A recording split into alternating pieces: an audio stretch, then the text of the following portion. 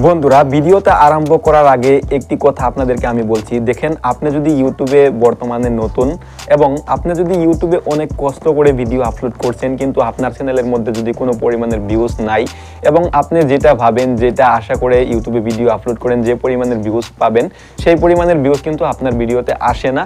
কেন আসে না? এই জন্যই আজকের ভিডিওটা আমি তৈরি করেছি। স্পেশালি আজকের ভিডিওটা যারা ইউটিউবে একদম নতুন 2025-এ কাজ করতে চলেছেন বা অনেক আগে থেকে ইউটিউবে কাজ করছেন, কিন্তু আপনার চ্যানেলের মধ্যে কোনো প্রকারের ভিউজ আপনি জেনারেট করতে পারছেন না এবং ইউটিউবে আপনি সাকসেস হতে পারেন নাই। কেন হতে পারেন নাই সেটা নিয়ে আমি এই ভিডিওতে বিতংভাবে আলোচনা করব। আর আজকের এই ভিডিওটার মধ্যে আমি যেটা শেয়ার করতে চলেছি সেটা আজ অবধি ইউটিউবে কোনো কন্টেন্ট ক্রিয়েটর শেয়ার করে নাই।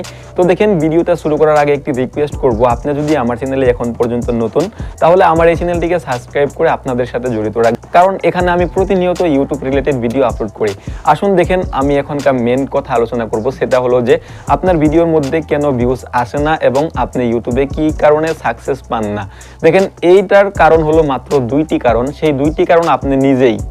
এখনকার আপনি আমাকে প্রশ্ন করতে পারেন, আপনি আমাকে কি প্রশ্ন করবেন সেটা ভিডিওটা শোনার পরে আপনি প্রশ্ন করবেন, কিন্তু আপনাকে আমি যেটা বলছি সেটা হলো যে আপনার দুইটি কারণে আপনার ভিডিওর মধ্যে ভিউজ আসে না। এক নাম্বার কারণ সেটা হলো আনভ্যালুলেস। বন্ধুরা দেখেন, আনভ্যালুলেস কন্টেন্ট কি সেটা আপনি নিশ্চয়ই জানেন, আর যদি না জানেন তাহলে আপনাকে আমি বুঝাচ্ছি যে আনভ্যালুলেস কন্টেন্ট আপনার চ্যানেলের মধ্যে আপলোড করেন, তার জন্যই আপনার চ্যানেলের ভিডিওতে ভিউজ আসে না। সো আনভ্যালুলেস মানে এটাই বোঝায় যে আপনি একটি ভিডিও তৈরি করলেন, সেই ভিডিওটা যারা দেখবে, মানে যে মানুষগুলো সেই ভিডিওটা দেখে তাদের কোনো প্রকারের উপকার আসে না, কোনো ধরনের লাভ হয় না, তার জন্যই আপনার ভিডিওটার কন্টেন্টের নাম হয়েছে যে আনভ্যালুলেস।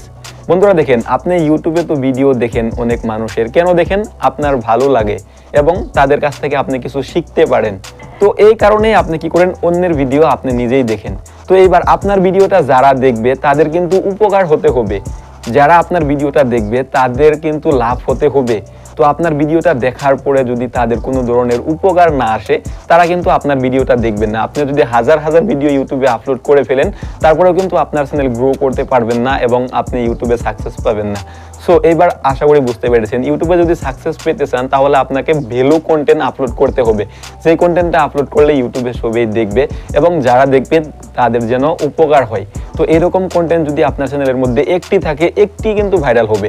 আপনাকে আমি এটা বলবো না যে আপনি হাজার হাজার কন্টেন্ট আপলোড করেন, আপনি মাত্র দুইটি কন্টেন্ট আপলোড করেন যেই কন্টেন্টের ভ্যালু থাকবে, যেই কন্টেন্টটা সবাই দেখবে, সেই রকম কন্টেন্ট যদি আপনি আপলোড করতে পারেন এবং আপনার ভিডিওটার মধ্যে যদি আপনি ভ্যালু দিতে পারেন, তাহলে আপনার হাজার হাজার বা এখানে আপনার অনেক কষ্ট করতে হবে না, খুব সহজেই আপনার চ্যানেলটা আপনি গ্রো করে নিতে পারবেন যদি আপনি ভ্যালু থাকা কন্টেন্ট আপলোড করতে পারেন। আশা করি বুঝতে পেরেছেন।